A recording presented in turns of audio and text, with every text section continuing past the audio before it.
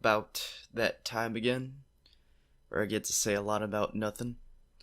It's pretty cool because I actually get to talk about video games this time, much more than last time. Because I know the last couple episodes have been very UFC heavy, and again, I don't see that changing anytime soon. I am gonna talk about UFC again, but we have like more video game news, and it's just video games too, so that's pretty cool. I like that. We're kind of stepping away from the whole console war aspect of everything, and we get to pretty much spew a lot of nerdy goodness due to the DC FanDome that happened this last weekend. So we'll start off with nerd gushing about Batman and the game and the movie, or not just the game. There are several games that have been announced. So we'll start off with that. Then we'll carry on over into UFC because a lot of crazy stuff happened over there. A lot of historical happenings happening in the UFC world. And then I guess we might end on some personal stuff depending on like how long my ramblings go on for this time. I really would like to talk about the whole keto thing, as well as some BS drama that I might need to get off my chest, but we'll see. I'm actually feeling pretty good today, and I don't know if I need all that negativity. So, yeah, welcome. Thanks for sitting through all of this scrambling, rambling of an intro.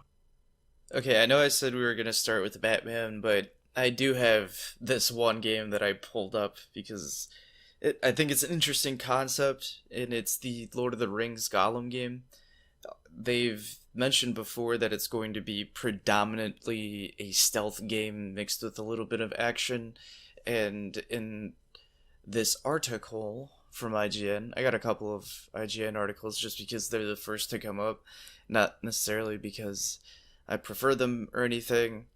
But here, one of the director's game devs, yeah, one of the game devs says the game mixes stealth with vertical climbing parkour.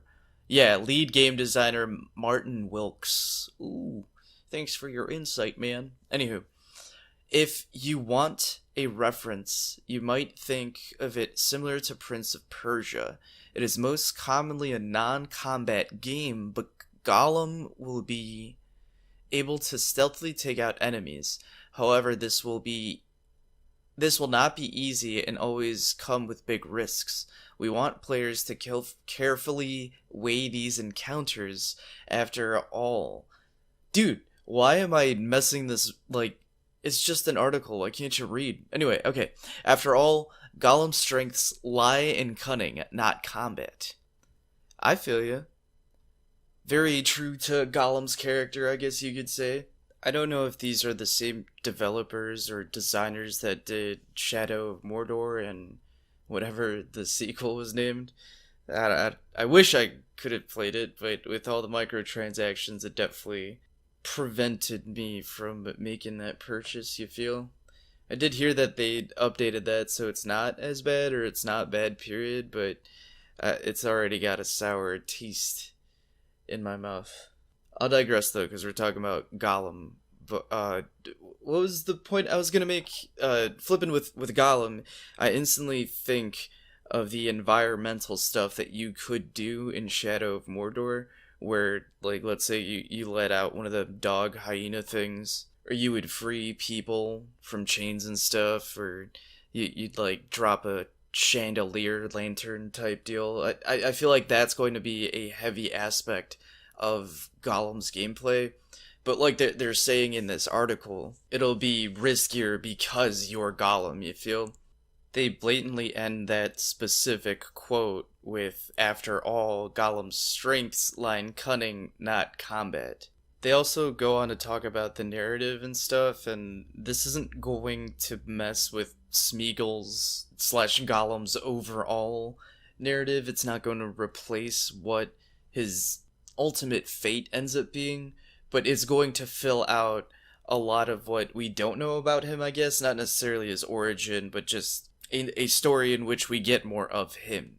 I know the term dynamic narrative has been used before, and I've seen it on Twitter thrown around a couple of times. I don't feel like that dynamicness or the dynamo. What would that aspect of the game? You feel the branching off is only going to be impactful for the narrative within the game itself. Like whatever Lord of the Rings stuff we know is what is. It's just set within the world. You feel? Damn, dude, I really need to stop saying you feel. Not only because it's another one of those language mannerisms, one of those things that I fall back on whenever I get nervous or don't know what to say, but also very much because nobody's here. Like, who the hell am I talking to? Obviously, y'all, but in this direct moments that I'm recording this, there's literally nobody in the room, so I need to chill on that. Well, anyway, since we're on games that are not in the Batman universe, I guess I'll take this time to talk about Fall Guys, because I didn't talk about it at all last week, and that's what I used for the entirety of the gameplay, so I felt kind of bogus showing it and being all bright and colorful with the gameplay, but never even talking about how wonderful and how great of a time I've been having with Fall Guys. And no offense, there was too many N's in me saying offense there. Well, no offense to me saying this, to anybody, but if you've been living under a rock and don't know what Fall Guys Ultimate Knockout is, then let me be the one to tell you that it is essentially a racing platform game that is so devilishly simple.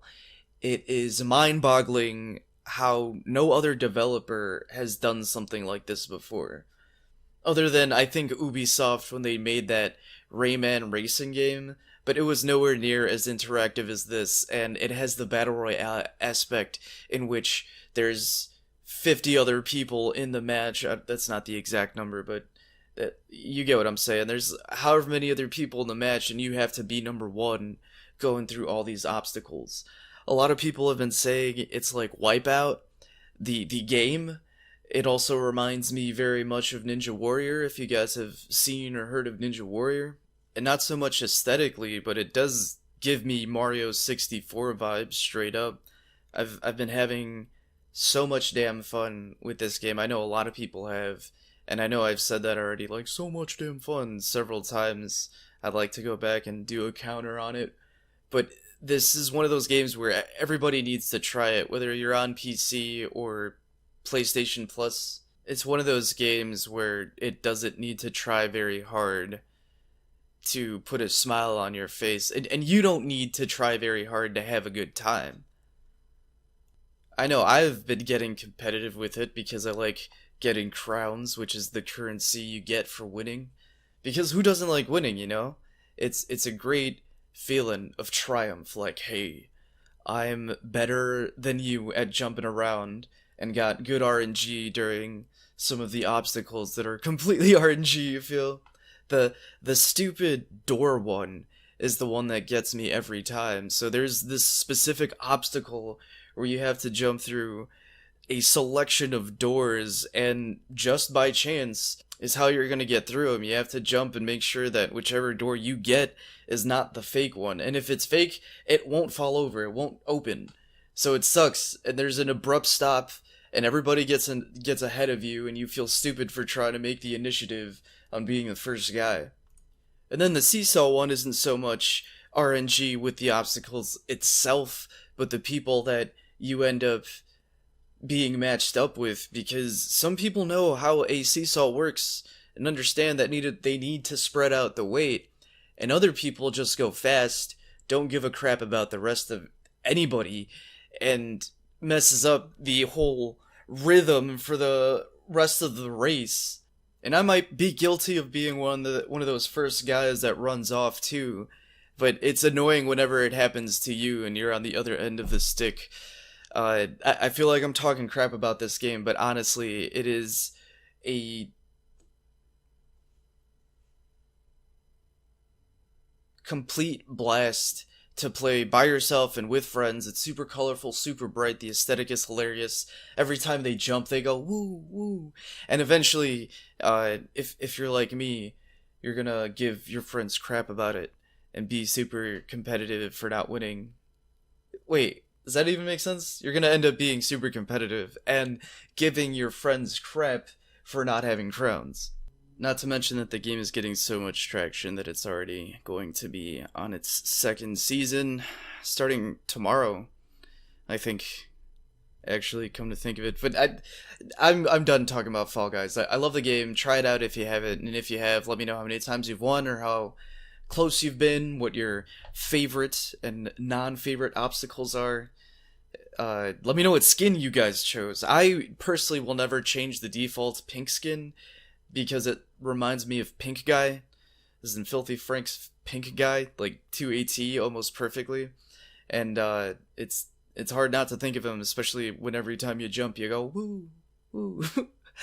Alright, so Batman games, which really aren't Batman games, honestly, but it's going to use Batman villains, and it's being Gotham Knights specifically. I know Justice League or Suicide Squad Kills the Justice League is going against the Justice League, but this Gotham Knights game is going against the Court of Owls. And that's dope as hell because we haven't seen them in a game really ever. I haven't seen them outside of any comic story because I think it's kind of hard to do.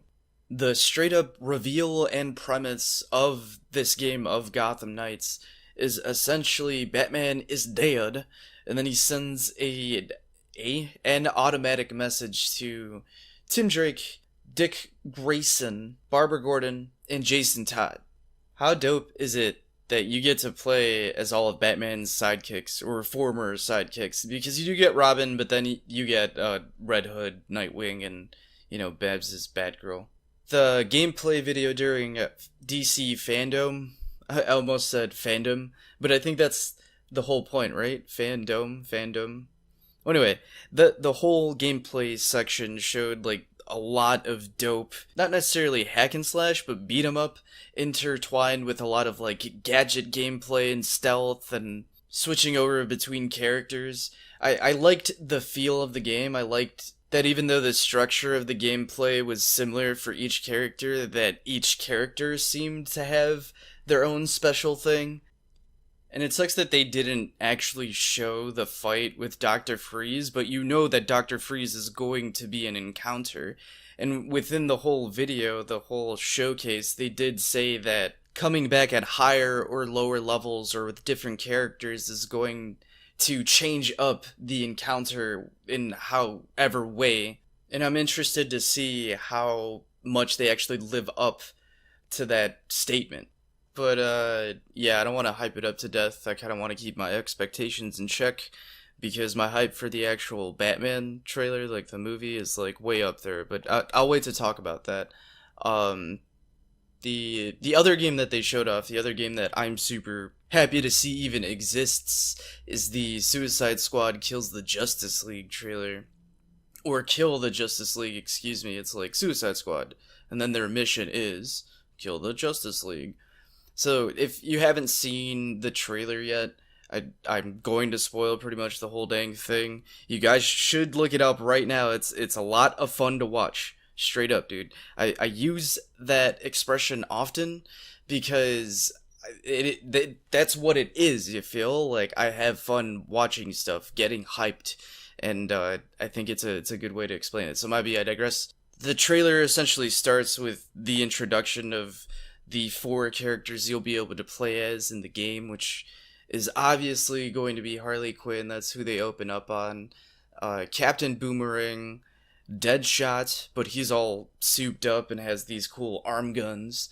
And then instead of Killer Croc, they got King Shark, which I'm super okay with because King Shark looks dope as hell and is definitely the most polite of the group. But the trailer follows them kind of chilling out on this building, taking out a couple enemies, and there's this huge looming thing in the background with like this purple stuff emitting from it. And they're trying to figure out who the hell their target is, who they're going to be paid to kill. And I assume it'll open up to the whole Justice League eventually, but Superman comes out of like this smoke holding this one dude, and he just straight up lasers his face off. He just straight up melts this dude with his laser vision. And that's when it dawns on them like, oh, okay, we have to kill Superman. And because Captain Boomerang actually has like dope powers in the game where he like throws his boomerang and then he could teleport to where his boomerang is at, he comes back into shot with the other three peeps and he's like, you find out who we're killing? And they all point to Superman with the purple eyes, which I assume is from the thing in the sky. And it cuts him off with him saying like, ah, fuck. You know, it was great. I thought it was so comedic. Shout out to Outkast, because that's a dope ass song. I'm pretty sure that's the one with the video where he's like running away and all the stuff's happening. You guys know what I'm talking about. But not only was that a dope trailer, not only was that a cool introduction to the feel of what we're going to get from this game, it is also a part of the Arkham set of games. So like Arkham Knight, Arkham Asylum, Arkham City, this is set within that same universe. And that's dope as hell. It's also by the same people. Not to mention that like in Gotham Knights isn't a part of the same universe, but like in Gotham Knights, you get to switch in between characters, but I think in this game, if you play as a single player, you can do it on the fly. So if you're going through a campaign mission or campaign in general by yourself, the other characters are going to be filled in with NPCs and you can just jump around at any point. I haven't seen this in action, but what I would assume is like, let's say you need Deadshot to get an enemy that's over in the corner or up high somewhere, or Captain Boomerang to get him. We can just on the fly switch on over and get that dude and then be the Shark Man. And that's not like a groundbreaking concept by any means, but it's cool. I like the option. I like that if I'm not playing with other people, I can play as all of them. I don't even know what else to say about it. Like, as hyped as I am for it, I'm going to keep all of my expectations in check, because all of my hype, again, I know I'm saying this again, but is all the way up there for that Batman trailer. And well, since we're talking about movies, we can also talk about the second Suicide Squad movie that's going to be coming out, that is directed by James Gunn. It looks great. It looks wonderful. The way they described it in the trailer, or the sneak peek, I guess you could say, that they showed, is a Vietnam style film, but done with these characters. And I thought that was an interesting way to, I guess, prop up my perspective of the movie. And since James Gunn is who he is, I totally assume that the use of his characters, the characters that he's choosing from DC, is going to be spot on or hilariously in tune with the story he's telling. I'm kind of bummed that Will Smith isn't coming back as Deadshot, but I think the whole sell, the whole draw of Suicide Squad was Margot Robbie anyway, and she's returning as Harley Quinn, but they also have a crap ton of new characters, a lot of stars coming in, like Peter Capaldi and John Cena, just to name a few off the top of my head. They have the one chick, the one from the first one that's like an actual good actor, I think Viola Davis. There you go. So they have her coming back. I don't think I saw her in the trailer, but we'll see how that ends up planning out. It's just super fun with all the people that they're using. I know Pete Davidson which is an hilarious comedian, is going to be in the movie. I don't know for how long. I assume a lot of these people are in there to get killed. But whatever the gags and storylines end up being, it'll, I'm more than positive, be a great time. And crap, dude, I forgot about Idris Elba. He's going to be in this movie too. He was finally named as Bloodshot. I don't know who that is, but but we're gonna see him. And I'm excited to see Idris Elba in a DC property as opposed to a Marvel property. Finally, though, bro, and brodettes, that was so ugly, dude. I don't know. Whoever listens, I know everybody who listens are genuinely close friends, more than anybody, and a few people from Twitch. So if you are sitting through all of my rants and stuff. You guys are great. I appreciate you. And anybody new who may or may not have stumbled on this podcast, thanks for giving me a shot. Anyway, I want to talk about Batman. I'm sorry. That was like super sentimental out of nowhere. But Matt Reeves' Batman is going to be sick. I don't care. I know that I might be overselling it right now. I know my expectations might be way over the top, but not only are we going to get Riddler as the main villain, I know Paul Dano was already named as the Riddler. I know that they already, announced that casting as well as Colin Farrell as the Penguin. But after watching the trailer and taking in the overall tone and the overall atmosphere of what they're going for this Batman universe, I can totally see why they went with the Riddler as one of the main dudes. And I think they only showed him once, kind of like with the gas mask thing going on, not an actual outfit. In fact, all of the characters don't have a full-on definitive version of their costume, and that's super interesting. I'll get into that as well, because this movie takes place during year 2. So the trailer starts off with none other than Jeffrey Wright as Jim Gordon, reading off one of these notes from the Riddler to Batman. We get the whole Batman reveal, Pattinson as I'm gonna call him, but Robert Pattinson is Batman, and it looks great. It looks like a millionaire's DIY, and that's something that I feel everybody wanted to go for. It doesn't necessarily look gritty, the costume itself, but it's going to pair well with the gritty universe they're setting up.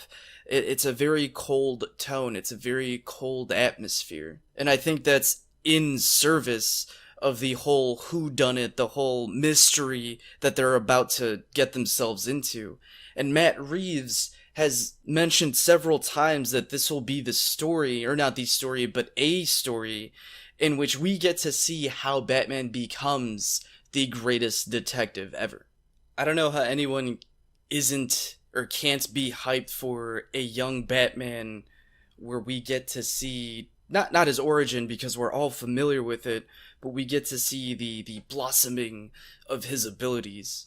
Like, even his introduction for this universe, the HBO Max series that they're doing for this Batman, is all told during year 1, but from the perspective of Gotham PD, and I think that's going to be the name of the series, but I'm not entirely sure, don't quote me on that yet. And I think that's where we're going to get more of Jeffrey Wright's character as well. I think that's where we're going to get to learn more about, their version of Jim Gordon, and see him do his thing and eventually, hopefully, become commissioner. And I don't even mean within that show or even within this first movie. It could be the second or third or however many more they plan on squeezing out from this franchise. Whatever it is they end up doing, I'm on board for now. We'll see. By next year, they plan on releasing this in 2021 along with all the games that I've mentioned and the Ultimate Cut? No, the Snyder Cut of Justice League, but I'm all DC'd out for the moment. I'm gonna go ahead and move on over into UFC, but before we do move on, I think I've already started saying this, like I started the podcast with saying this, but it was really fun and refreshing to be able to gush over games and movies that have nothing to do with like console exclusivity. They were just entertainment. It's like, okay, it doesn't matter where you end up catching these. I mean, I guess it does matter if you go to a theater and whether or not they end up releasing that in a theater. But that's not the point. It's nice to hear about entertainment. That's the point I'm trying to make. Anywho, speaking of entertainment, and even just aside UFC, like sports are back in general, and it feels awesome. It's a little eerie not having people in the stands like in the UFC, but I guess I'm a little more accustomed to it because I've been watching these dudes bash each other's faces in without anybody screaming other than their corners. I know both hockey and the NBA are all over the place right now. I'm gonna have to do some research on them. I know it's a quick and easy Google search, but before we move on into the actual UFC, I just wanted to point out that I'm not a big baseball fan, but both the Cubs and Sox are doing pretty mediocre again. Yeah, snapping. I just wanted to bring them up because they have been playing each other. I think they have one more game in their series. The Cubs won once, and the good old White Sox have bested them twice out of the three that they've done. But yeah, their series, I think, has one more. And if it's over, and if I'm wrong, then whatever. I'm done. Dumb? Done? Uh, but yeah, if it's over, hell yeah, White Sox. I'm a big Chicago fan overall. I will always root for any Chicago team, but when it comes to the Cubs and Sox, Sox all the way. Uh, so maybe if I piss anyone off, but your mama. All right, dude, I've been pushing this off because it's so sad. It makes me so sad. Daniel Cormier, congrats on your retirement. I know it was a bittersweet loss, a bittersweet end to a genuinely legendary Hall of Fame career, but he did literally go out swinging. And I don't want to be that guy. I don't want to sound like a fucking asshole or anything. But being second best heavyweight ever isn't that bad of a thing to retire with. Stipe Miocic is however many years younger. He came in looking incredibly lean, incredibly in shape. And I don't want to talk crap about DC at all. I really do wish he utilized the game plan he was hyping up, talking about the entire lead up to the fight. But I also wasn't, unimpressed by his performance. I definitely wasn't upset by what he put out there, what he laid out on the line. And I don't want to, be that dude who also throws in the ifs, ands, or buts. But what if he had won that second round? He almost was if Stipe didn't end the round on top of him. Who knows how it could have been if he landed, a takedown or two within the last couple of rounds. There's so much that was almost there. It was a close fight, but it was clear that Stipe won. That might seem like an oxymoronic statement, but with the amount of rounds that they had, they went back and forth. It was DC, then Stipe, and then I think DC got that third round, and then Stipe definitely won those last two. They definitely both put out and edged out and punched out championship-worthy performances, and my hat goes off to Cormier. It was genuinely a slugger, I guess you could say, because they were slugging each other practically the whole time. And I can't tell you how entertained I was the whole time. These guys really put it all out there. But for the rest of the card is okay. It wasn't too bad. There's a lot of finishes throughout the night in general. And I don't think I've said it yet, but it is UFC 252.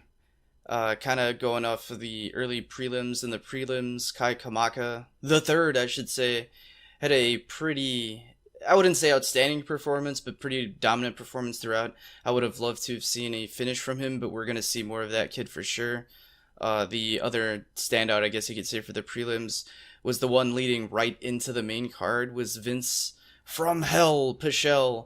Not necessarily the outstanding performance that I'd heard the announcers give him, but definitely enough to where I'm sure we'll be seeing him fight again within the light division pretty soon. On the main card, John Dodson, dude, oh man, that was so painful to watch.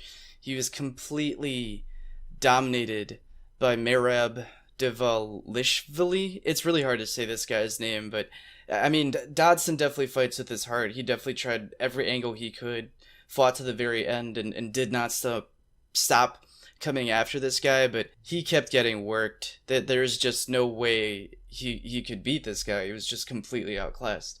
And I don't know how old he is exactly, but John Dodson is definitely in a point in his career where he has to think about whether or not he has it in him to make another title run. And after that performance at 252, honestly, I don't think he can.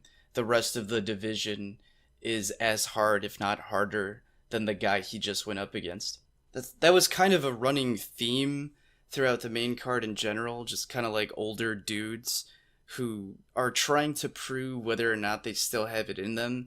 I mean, Daniel Cormier, obviously, he was fighting to be the best in the world. He wasn't on an undercard. He wasn't a second event. And he even mentioned it before, like leading up to the fight within interviews, that he is fighting to be the best in the world. And after this fight, he's just going to retire because he doesn't want a stain on his legacy. And obviously he said this before losing, so that kind of sucks. That, again, it's super bittersweet, but he has nothing to worry about. He has nothing to apologize about. He has nothing to be ashamed about, because that guy is the second baddest heavyweight, period.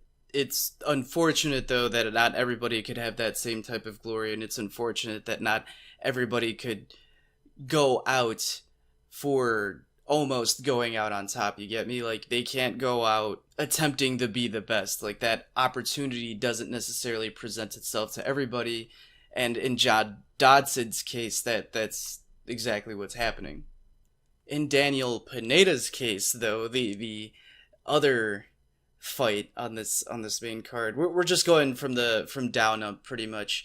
There's this guy named Daniel Pineda who I honestly haven't heard of, but had consistently not been able to fight in the UFC due to like injuries or whatever it was, personal tragedies. I don't know his entire backstory. I just know that this guy, through no fault of his own, was not able to compete on the level that he should have been competing.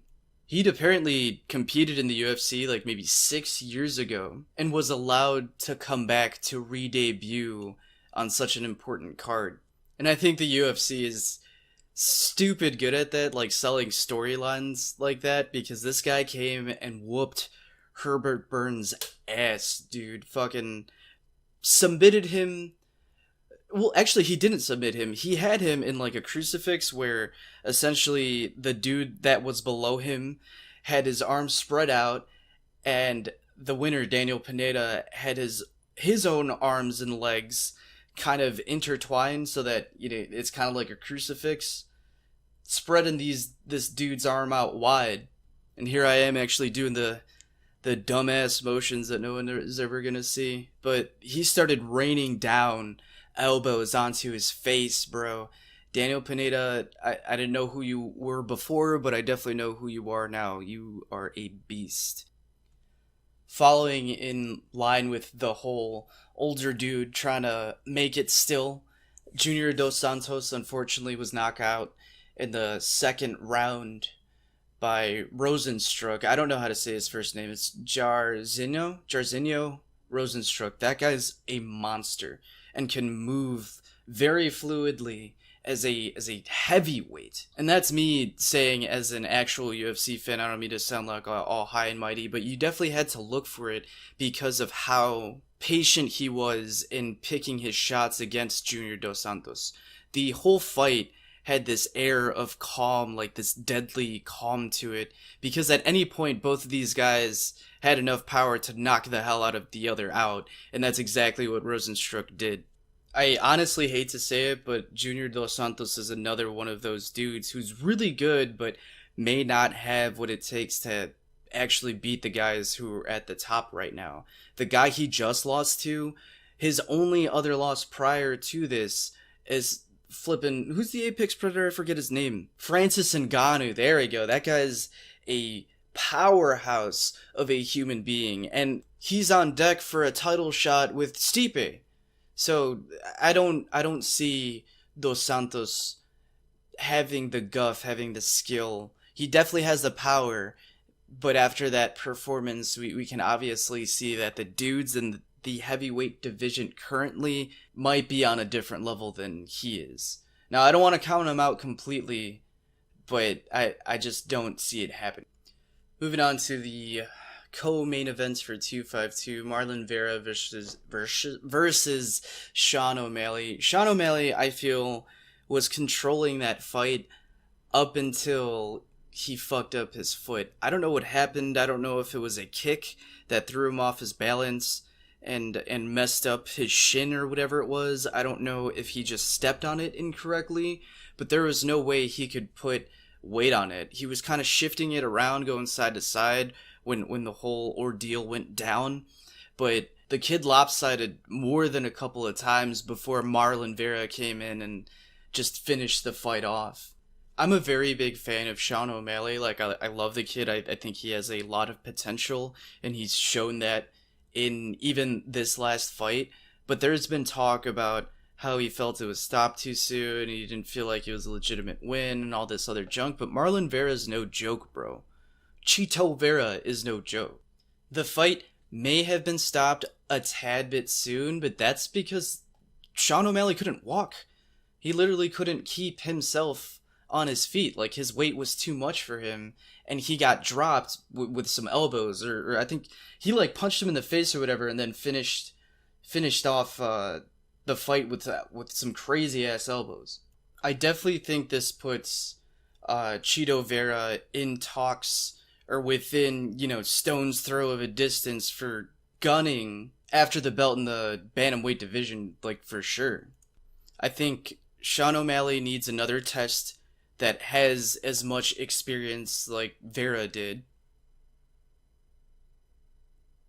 But he also needs to take this loss on the chin. I know he wanted an undefeated record, and it sucks, especially with this being his first loss and being a co-main event. And I don't want to rub sand in the wound, but the kid didn't even walk off. He got stretchered out. How often does that even happen with dudes? I don't mean to be a dick, but Frankie Edgar got his ass handed to him and still walked off like a champion. I know I'm getting ahead of myself because we're going to talk about Dana White's Contender Series real quick before talking about the fight night with Frankie Edgar.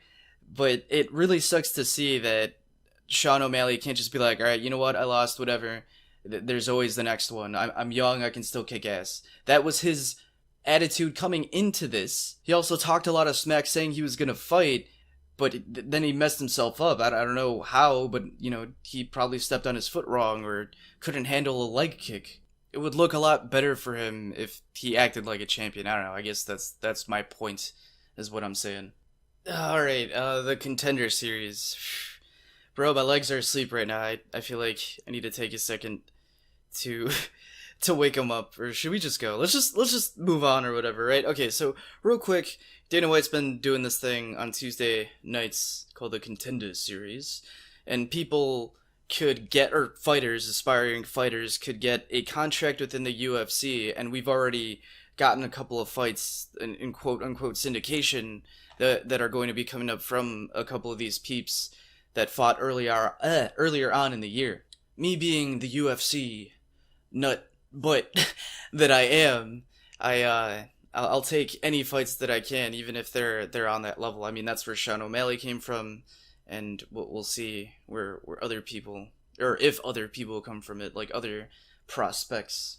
This last Tuesday, we got a cool story about these two brothers who had problems with their mother and had like a very hard life, very, very heavy on the hardships was their narrative, I guess you could say.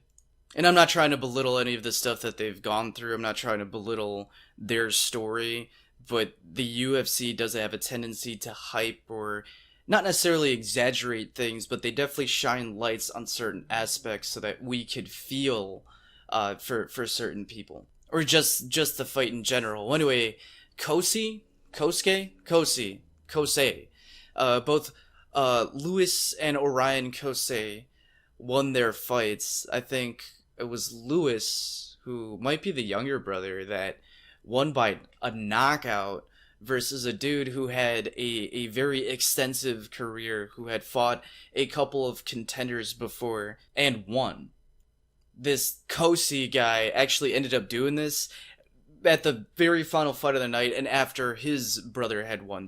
They weren't back to back. There was a fight in between, but it was cool to see that both guys got knockouts in what they were doing. They're definitely sluggers. They're definitely guys who like to throw punches, and they said it themselves within their post-fight interviews. They're here to fight, and we'll see what they got against their prospective divisions. The other fighters who got contracts was a guy by the name of John Parisian. I don't know if he was in the UFC prior, but the commentators knew who he was, and you could tell that he had a decorated history. Like he wasn't essentially a veteran, but he's definitely a guy who's been around the block. Which I could tell because he literally landed on top of this other guy and punched his almost his face in, bro. Like it was a pretty gnarly TKO. And I don't want to be a jerk or anything, but I mean he's a heavyweight. He definitely has more fat on his body, but he definitely moved like a light heavyweight. So props to him, props to this guy. We'll see how he shakes up the division. Because finally I get to talk about Cheyenne Bays or Baez. It's spelled Baez, but I think it's Bays. I think she had the fight of that night for the Contender Series, or that episode rather, because she completely dominated her opponent. I will say props to Hillary Rose. I don't know if she'll ever be in the UFC, but she went out fighting real hard. Throughout the whole fight, there was no point in which she wasn't doing something to combat back. So props to her for fighting with a lot of heart, but Cheyenne Baez, her technique was sick with it. Her wrestling and her ground game were on point. Her strength over her opponent was intense. And the power behind her punches, like the ferocity in which she wants to go at, the other person. I mean, I've only seen this one fight, but the ferocity in which she went after this chick was intense to say the very least. So, I don't know what else to say. She was entertaining. Very, very much a cool fighter. I really want to see her fight again pretty damn soon. Now I'm getting all UFC'd out, so we're gonna run over this most recent event pretty quickly. I just wanted to say Daniel Rodriguez snapping, bro, with that KO over Dwight Grant. That was fun to see. Actually, this card in general had a pretty decent amount of finishes. Shayna Dobson, I didn't know her name prior to this, and going into the match, she was only 3-4 or 4-4 or something, but had as many wins as she had losses, and then was going against this top prospect named Maria Agapova, another woman that I unfortunately haven't heard of, but was made out to be the favorite. Like, this other chick who won was definitely the underdog and knocked her ass out, dude. Joe Selecki choked the hell out of this guy named Austin Hubbard. Again, I don't know any of these dudes except for the two main guys. But this particular fight was funny because this guy gets on top of this other dude's back and chokes the hell out of him for however long it took for that match. It says 2 minutes, 3 minutes and 51 seconds. So for about 3 minutes of that match, that guy was choking the other dude out, and it took him that long to tap out, but he got the win.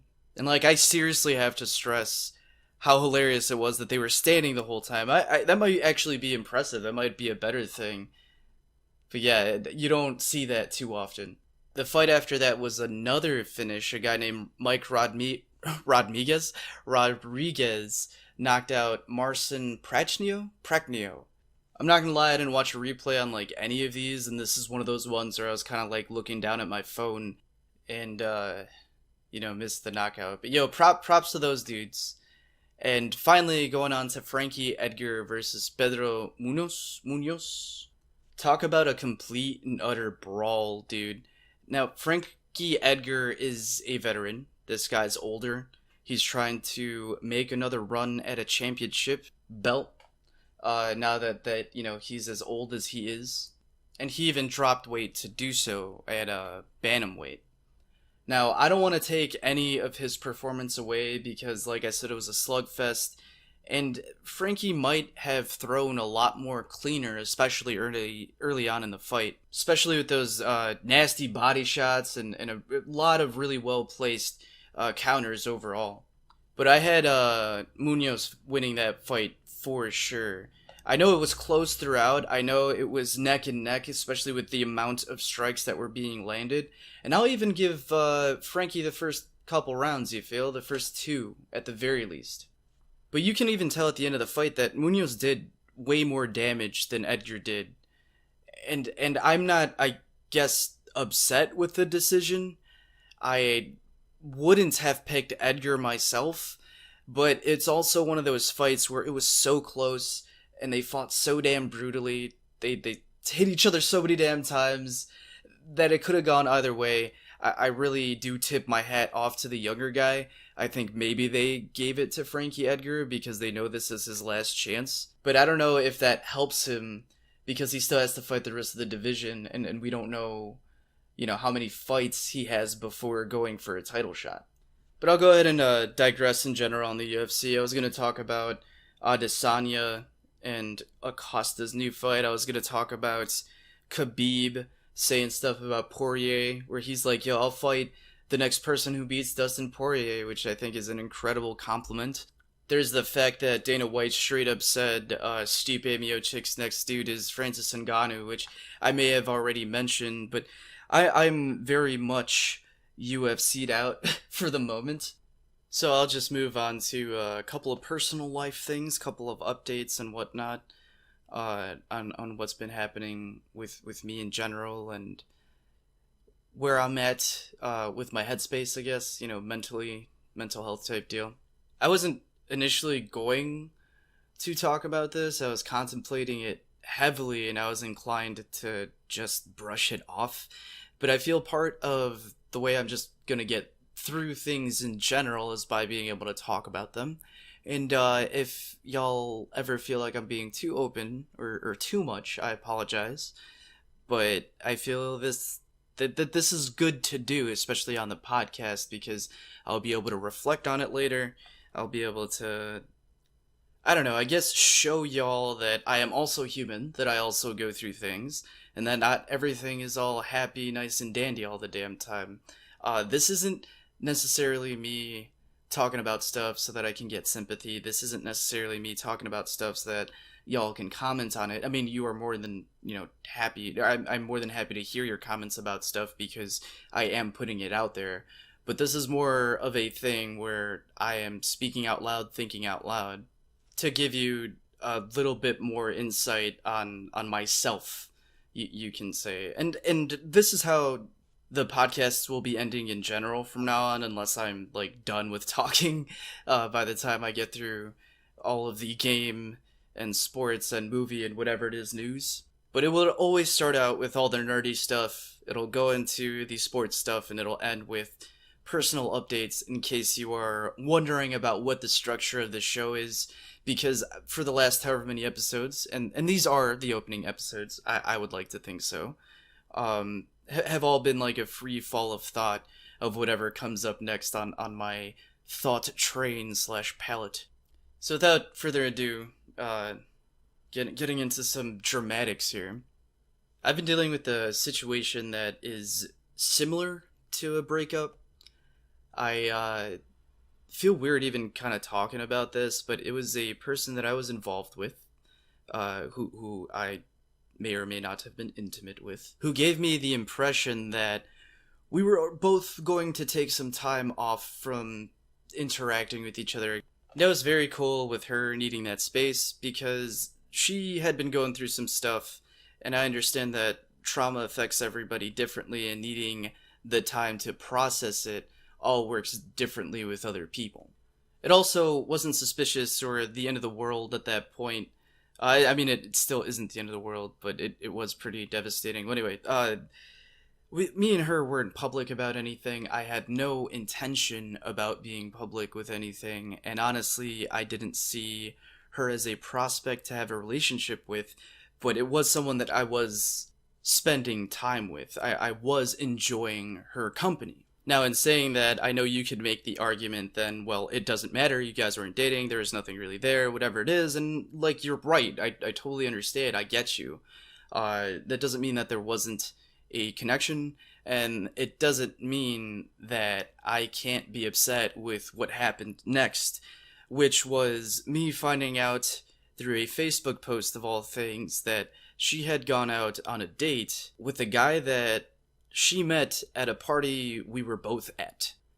After confronting her about it and trying to reason with why she would go and do something like that, she almost wouldn't even have the conversation with me. It was more about her having the perspective that as long as I'm not thinking about her or focusing on what she's doing, I could focus on what I'm doing, and that there's no fault within the action happening then.